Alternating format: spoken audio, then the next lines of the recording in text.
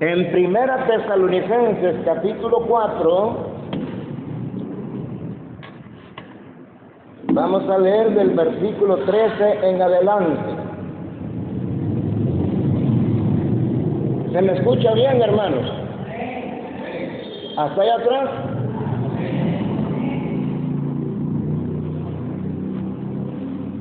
Tampoco queremos, hermanos, que ignoréis acerca de los que duermen, para que no os entristezcáis como los otros que no tienen esperanza. Porque si creemos que Jesús murió y resucitó, así también traerá Dios con Jesús a los que durmieron en él. Por lo cual os decimos esto en palabra del Señor, que nosotros que vivimos, que habremos quedado hasta la venida del Señor, no precederemos a los que durmieron. Porque el Señor mismo, con voz de mando, con voz de arcángel y con trompeta de Dios, descenderá del cielo, y los muertos en Cristo resucitarán primero. Luego nosotros, los que vivimos, los que hayamos quedado, seremos arrebatados juntamente con ellos en las nubes para recibir al Señor en el aire. Y así estaremos siempre con el Señor. Por tanto, alentaos los unos a los otros con estas palabras. Pero acerca de los tiempos y de las ocasiones, no tenéis necesidad, hermanos, de que yo os escriba, porque vosotros sabéis perfectamente que el día del Señor vendrá así como ladrón en la noche, que cuando digan paz y seguridad, entonces vendrá sobre ellos destrucción repentina, como los dolores a la mujer encinta, y no escaparán. Te alabamos, Padre Celestial, por tu gran amor y por tu gran misericordia. Bendice tu palabra y que quede, Señor, en nuestras mentes y corazones.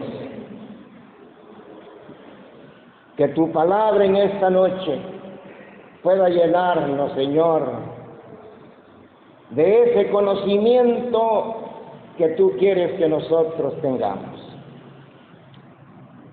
En el nombre de Cristo Jesús. Amén.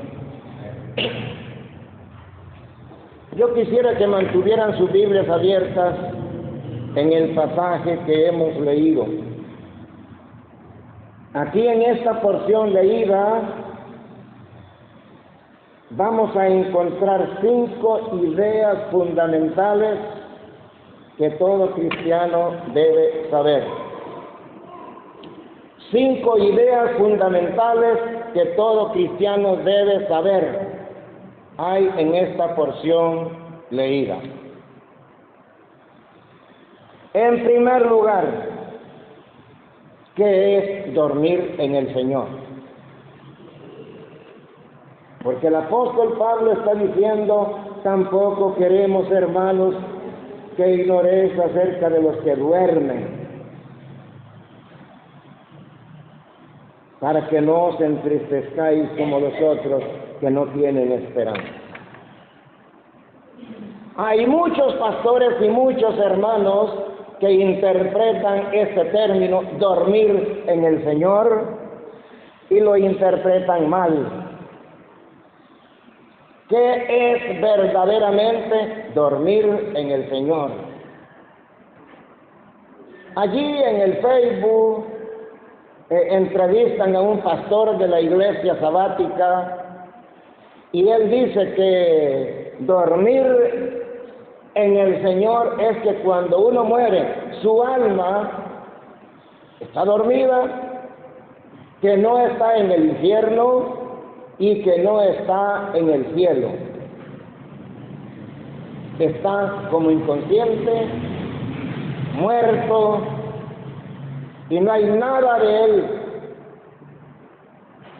Pero ¿qué entienden ustedes, hermanos, con el término dormir en el Señor? ¿Qué es lo que duerme? ¿El alma o el cuerpo? ¿Qué es lo que duerme? ¿El alma o el cuerpo? El cuerpo. Lo que duerme es el cuerpo. Cuando ustedes ven el cadáver de una persona en su ataúd, el cadáver, la persona se ve como dormida, ¿verdad? Pero en realidad lo que duerme es el cuerpo. Lo que en realidad el cuerpo es la casa que nosotros usamos para vivir en ella, así como tiene su casa donde usted vive. El apóstol Pablo dice en 2 Corintios capítulo 5 y verso 8, y yo quiero que usted también conozca esa verdad.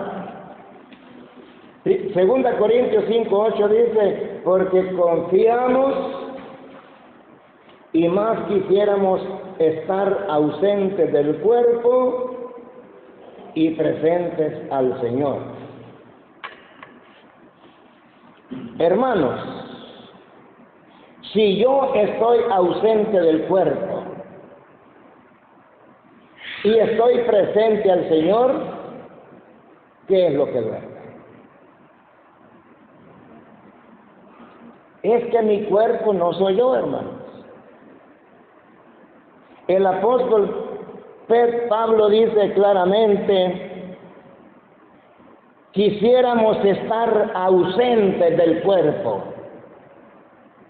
¿Cuántos de ustedes quieren estar ausentes del cuerpo y presentes al Señor?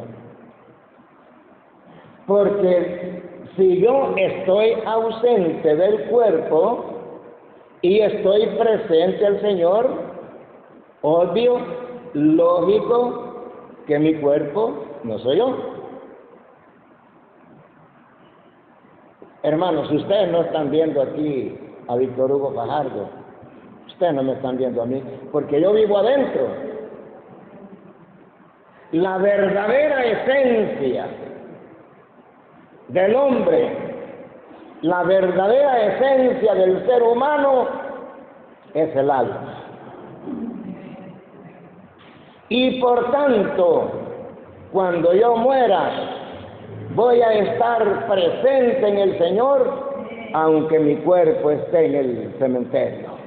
Pero yo voy a estar presente en el Señor. Y ese era el deseo del apóstol Pablo, hermanos.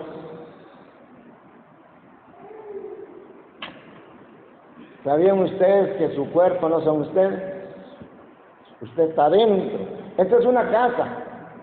Una vez le preguntaron a un ancianito de 93 años, hermano, ¿cómo está?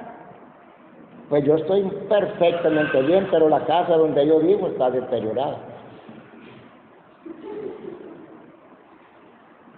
Porque nos hacemos viejos, enfermos, pero nuestra alma, entre más viejos, más jóvenes, hermanos. Miren lo que dice Pablo aquí en 2 Corintios 4, 16. Por tanto, no desmayamos antes, aunque nuestro hombre exterior se va desgastando. El interior, no obstante, se renueva de día en día. Hay hombre exterior, que es el cuerpo, y hay hombre interior, que es el alma. Así que la pregunta que hice al principio, ¿qué es lo que duerme? Dormir en el Señor, hermanos, es cuando nosotros, nuestra alma, nuestra esencia, nuestro espíritu, viaja a la presencia de Dios. Y todo aquel que muere en Cristo Jesús está en la presencia de Dios. Así que mucho cuidado, ponerle oído a lo que dice ese pastor de la iglesia sabática, que lo que dice es una total mentira. una total mentira. El Señor Jesucristo fue el que acuñó el término dormir en el Señor. En Mateo 9:24, cuando dice, la niña no está muerta, está dormida. Y en Hechos 7:60, con relación a la muerte de Esteban, dice la palabra, y puesto de rodillas clamó a gran voz, Señor, no les tomes en cuenta este pecado, y habiendo dicho esto, durmió. Así que, mis amados hermanos, lo primero que yo quiero enseñar en esta noche es aclarar esa duda. ¿Qué pasa cuando morimos? Para mí el vivir es Cristo.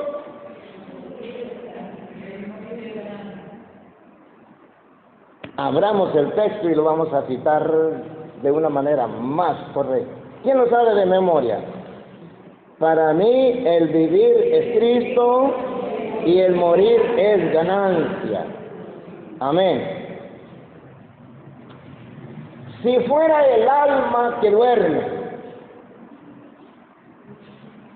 y no el cuerpo, ¿por qué el rico y Lázaro fueron a parar al Hades? Lázaro también fue al Hades, pero el Hades tenía dos departamentos o dos apartamentos, el paraíso y el infierno. Lázaro fue al seno de Abraham. ¿Y el rico a dónde? A ese departamento o a ese apartamento llamado infierno. Por eso es que el rico llama a Abraham y le dice, Padre Abraham, manda a Lázaro con la punta de su dedo mojado en agua y que refresque mi lengua, porque estoy atormentado en esta llama. Entonces, no es el alma que duerme, mis amados hermanos, sino el cuerpo. ¿Quedó claro, hermanos? Amén. Segundo concepto que yo quiero tocar en esta noche. El apóstol Pablo dice aquí en esta porción. Vamos a leer el versículo 13 nuevamente. Tampoco queremos, hermanos, que ignoréis acerca de los que duermen, para que no os entristezcáis. Esa es la palabra. Tomen nota de esa palabra. Para que no os entristezcáis como los otros que no tienen esperanza. El apóstol Pablo está enseñando a la iglesia que no se deben entristecer por la muerte de un hermano, igual como los que no tienen esperanza. Ahora, la pregunta para ustedes es esta en esta noche. ¿Debemos llorar por nuestros difuntos? ¿Será pecado? ¿Será vergonzoso llorar por la madre, por un hijo, por la esposa? ¿Es malo llorar por nuestros seres queridos cuando mueren? No. El apóstol Pablo lo que está diciendo es que no debemos entristecernos igual o de la misma forma o de la misma manera como aquellos.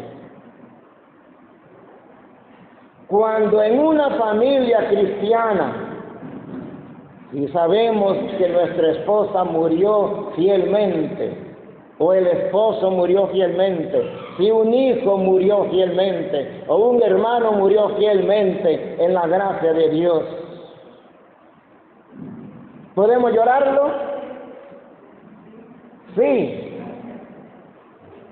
Pero si murió en la gracia de Dios, no tenemos por qué llorar de la misma manera como podemos llorar por aquel que murió sin Cristo, sin Dios y sin esperanza.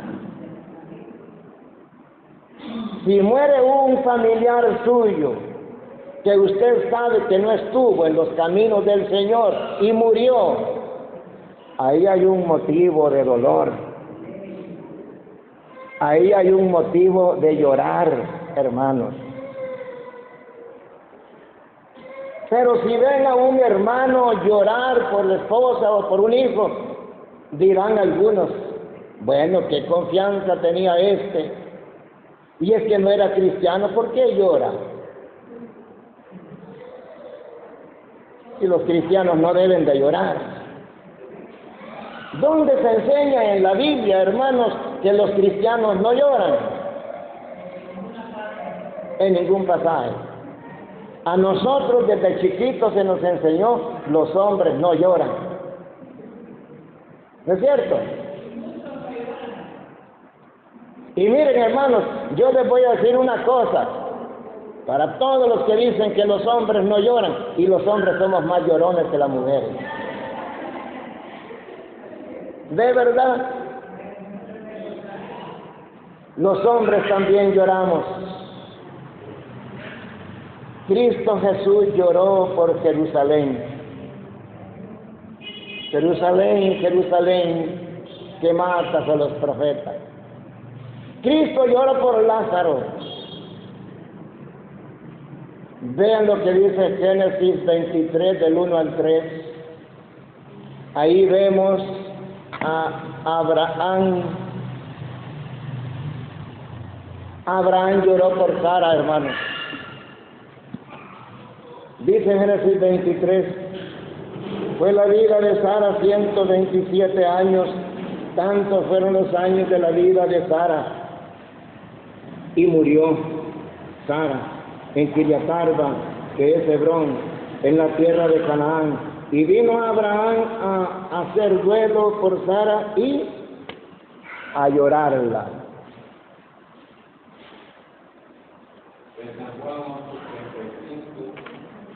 Jesús lloró. Juan, en el capítulo 5 de Apocalipsis, llora inconsolablemente.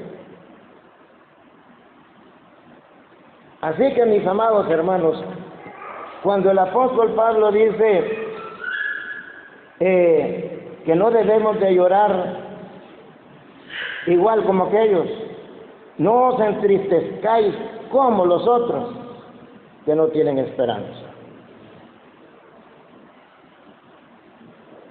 Así que sí es permitido llorar.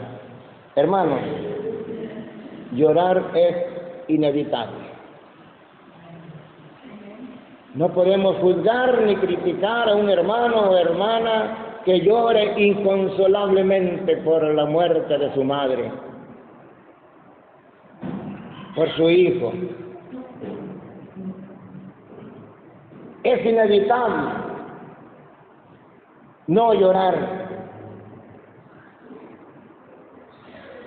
Cierto, hermanos, que en otros países, porque este mundo es grande, en este mundo hay culturas que nosotros no conocemos, culturas donde nosotros no vivimos. Hay culturas que cuando nace un niño hacen luto. Cuando nace el niño lloran, hacen luto. ¿Por qué? Y en nuestra cultura, cuando nace un niño, ¿qué hacemos? Hacemos fiesta. Hacemos fiesta cuando nace un niño. ¿Qué culturas tan diferentes? Pero ¿qué cultura tiene mayor razón, aquella o la de nosotros? Aquella cultura llora cuando nace un niño porque no saben qué suerte, qué destino va a tener en la vida, cómo va a desarrollar, cómo va a ser su vida en este mundo peregrino. y lloran por lo que le pueda pasar. Y nosotros que hacemos fiesta cuando nace y cuando muere lloramos. Así es nuestra cultura. Pero el salmista David dice en el Salmo 116:15: estimada es a los ojos de Jehová la muerte de sus santos. Para usted, la muerte de su hijo, de su esposa o de su padre puede ser tragedia, puede ser dolorosa, pero para Dios es estimada la muerte de cada uno de nosotros.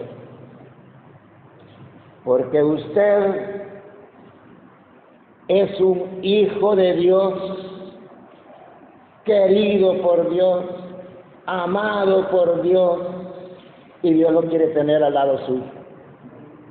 Dios quiere tenerlo a usted allá bien cerquita con Él. Por eso es estimada a los ojos de Jehová la muerte de los santos.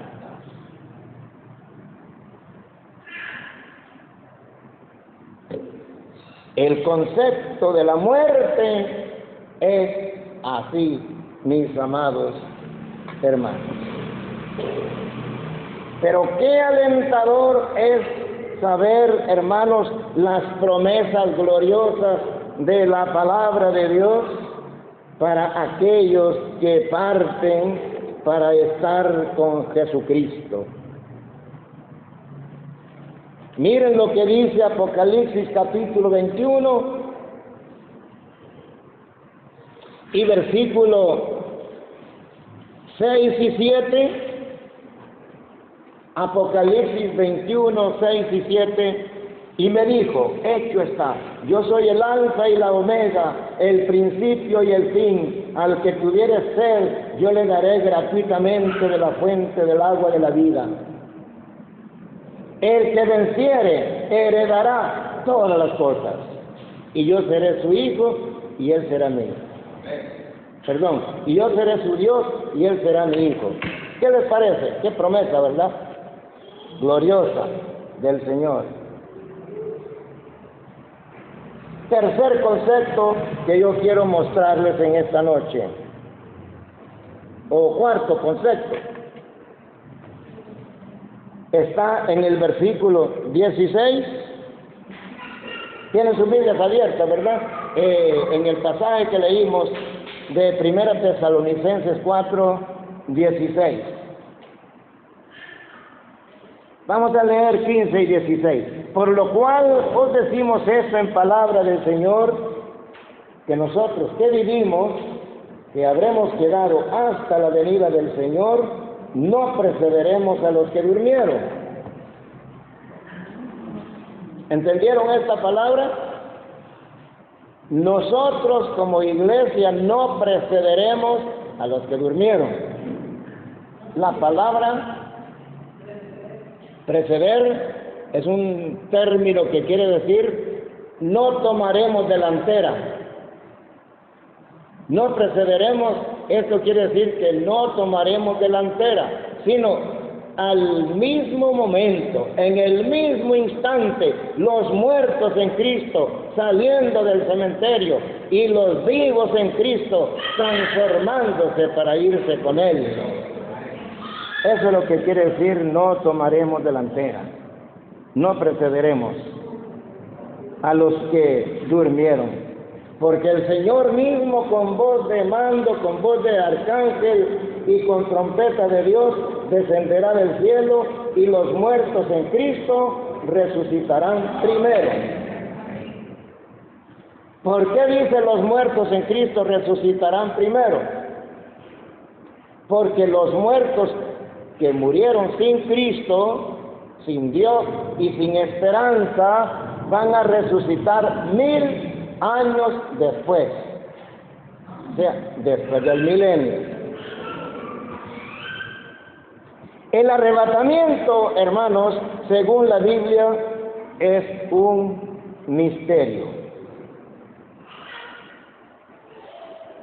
Es un misterio el arrebatamiento de la iglesia. ¿Qué significa la palabra misterio?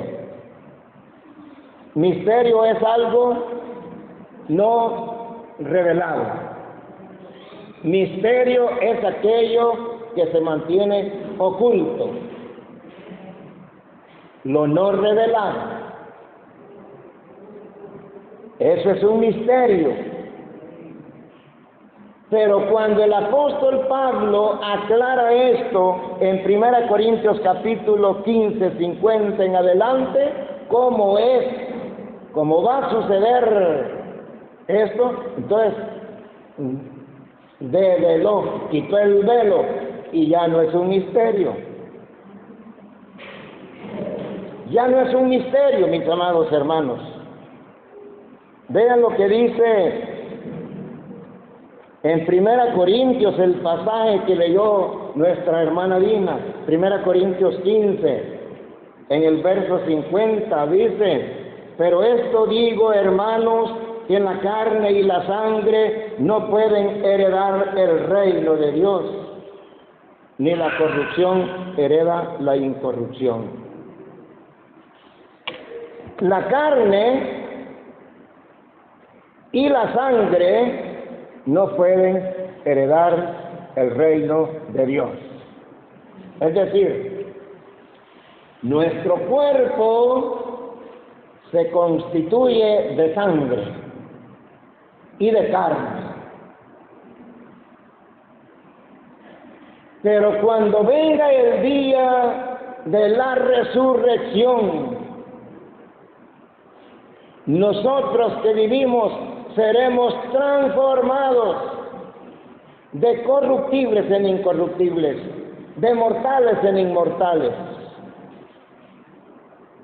Y este cuerpo dejará de ser carne y dejará de ser sangre, y tendremos, cuando sea el día de la resurrección, nosotros vamos a recibir un cuerpo glorificado, hermano. ¿Qué diferencia hay entre un cuerpo con sangre y carne y un cuerpo glorificado? ¿Conocen ustedes la diferencia? La diferencia es que el cuerpo glorificado no tendrá sangre, ni tendrá carne, pero será este mismo cuerpo. El ejemplo lo tomamos en la resurrección de Jesucristo. Cuando Jesucristo resucitó de entre los muertos, resucitó con un cuerpo glorificado. ¿Se podía ver? Contesten, ¿se podía ver el cuerpo de Cristo resucitado? Sí, digan, hermano. Sí. ¿Se podía reconocer? Sí, se podía reconocer. ¿Se podía tocar? Sí, se podía tocar. ¿Podía comer? Sí, podía comer porque comió. Pero tenía cuerpo glorificado. Podía atravesar las paredes.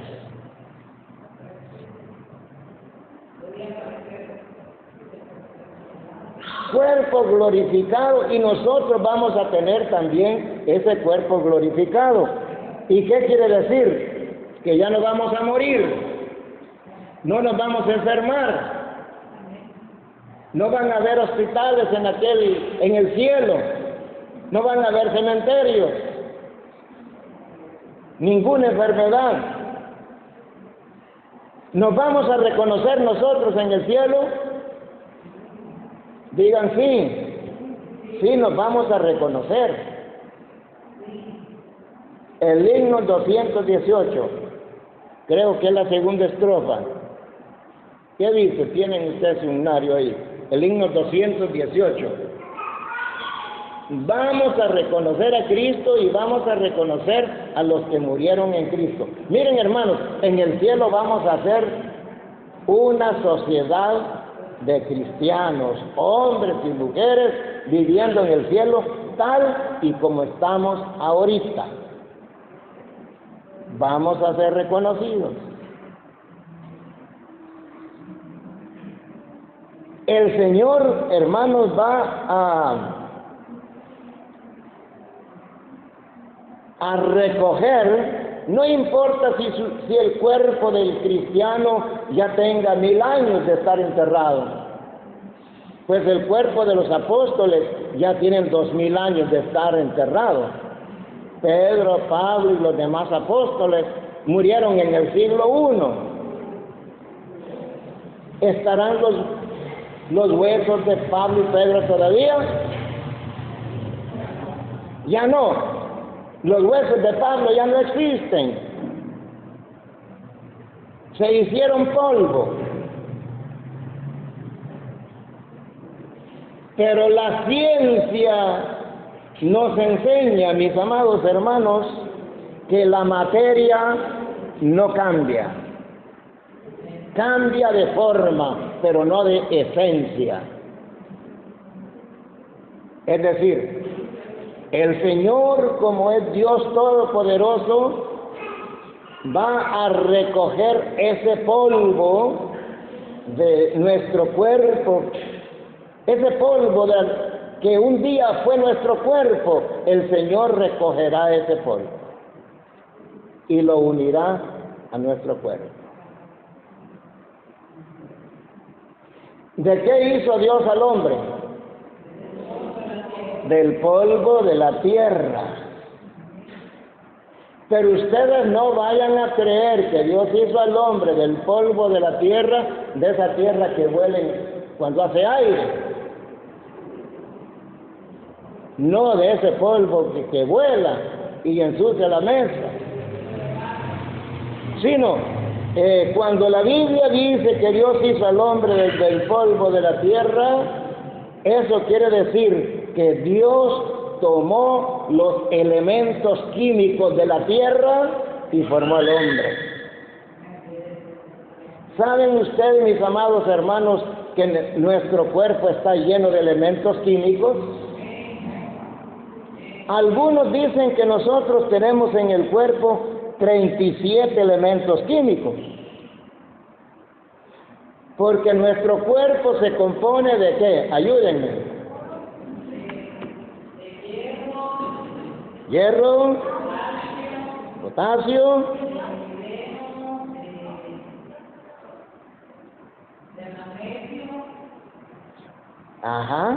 magnesio, potasio, ácido sulfúrico, hierro, fósforo, hidrógeno, sal, carbono y más, y muchos más.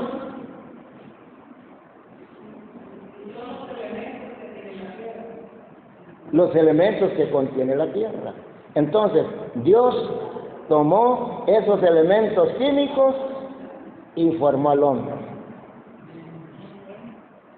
Estos mismos elementos químicos que nosotros tenemos en nuestro cuerpo, si Cristo no ha venido y nos morimos y nuestro cuerpo se hizo polvo, de ahí el Señor recogerá nuestro cuerpo.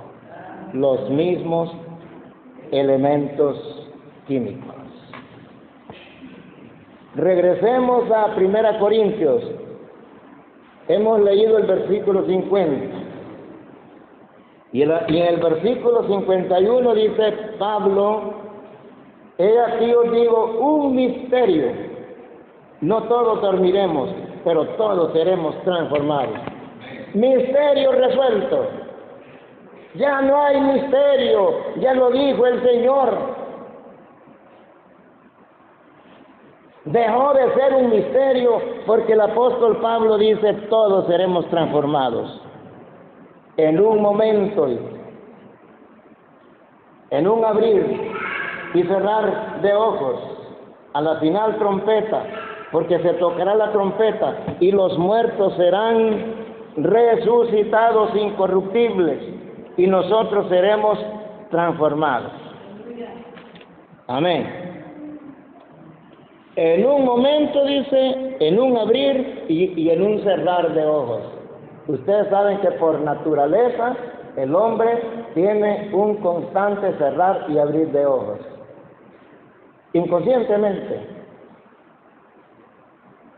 espontáneamente, el hombre está abriendo y cerrando sus ojos. Ni cuenta se da usted que lo está haciendo.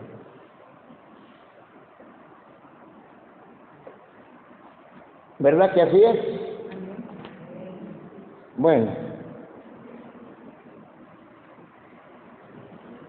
en un momento, en un abrir y cerrar de ojos, a la final trompeta, porque se tocará la trompeta y los muertos en Cristo resucitarán incorruptibles. Ven el versículo 53. Porque es necesario que esto corruptible se vista de incorrupción y esto mortal se vista de inmortalidad. Es necesario, dice el apóstol Pablo, que nosotros nos vamos a vestir de incorrupción. Para Dios todos los milagros, para Dios no existen los milagros, para Dios todo es natural y lo hace de manera... ¿Verdad que para Dios no existen los milagros? Porque todo le es posible. Todo le es posible. Verso 54. Y cuando esto corruptible se haya vestido de incorrupción y esto mortal se haya vestido de inmortalidad, entonces se cumplirá la palabra que está escrita: sorbida es la muerte en victoria. Amén. Sorbida es la muerte. ¿Qué quiere decir la palabra sorbida? Sorbida es la muerte en victoria. Así como cuando usted se está tomando un vasito de fresco con pajilla y cuando se terminó todo el fresco, pega el jalón y ya no jaló nada. Desapareció el fresco. Sorbida es la muerte, desapareceremos, hermanos, de este mundo y estaremos instantáneamente en la presencia de Dios. Por eso es que el apóstol Pablo también dice: ¿dónde está, oh muerte, tu aguijón? ¿Dónde está, oh sepulcro, tu victoria? Gracias a Dios por lo que Cristo ha hecho por nosotros, ¿verdad? Y yo quiero decirles, hermanos, más que nunca, hoy día, por todo lo que vemos en las noticias, la venida de Cristo está más cerca que nunca. Pero la iglesia está dormida y no quiere despertar.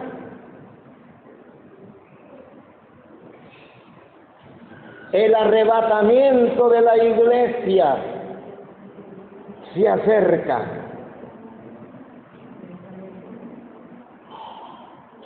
Y el arrebatamiento será de una manera instantánea.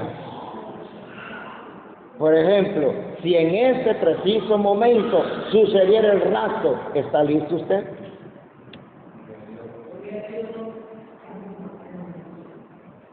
Ojalá que sí.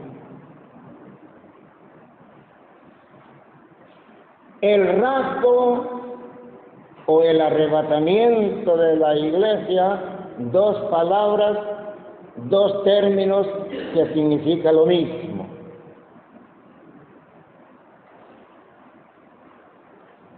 Así que, mis amados hermanos, tenemos que estar más preparados que nunca, porque Cristo viene. ¿Cuántos quieren vivir en la presencia gloriosa de Dios? Preparémonos cada día más con el Señor. No nos alejemos ni de Dios ni de la iglesia, ni de Dios ni de la iglesia, porque alejarse de la iglesia constituye un peligro. De la iglesia se pueden alejar solamente los que tienen una enfermedad incapacitante que les impida cada día buscar la casa de Dios. Por la edad, una edad muy avanzada, sería un motivo. Habrá algunos motivos, pero mientras podamos, hermanos, vengamos a la casa de Dios. Mire, hermano Juanito, 85 años, hermana Francisca, 89, 80, ya va a cumplir 80. Hay hermanos que tienen justificación, pero mientras no tengamos, y hay iglesias, miren hermanos, hay iglesias de hermanos y hermanas que a la par de la iglesia viven, cerquita de la iglesia viven, y no van a los cultos. Hermana Clemen también hace esfuerzo por venir. Yo sé que todos hacemos esfuerzo, hermanos, pero en esta noche yo les exhorto, yo les insto a buscar más de la presencia de Dios. Cristo pronto viene. Dios les bendiga.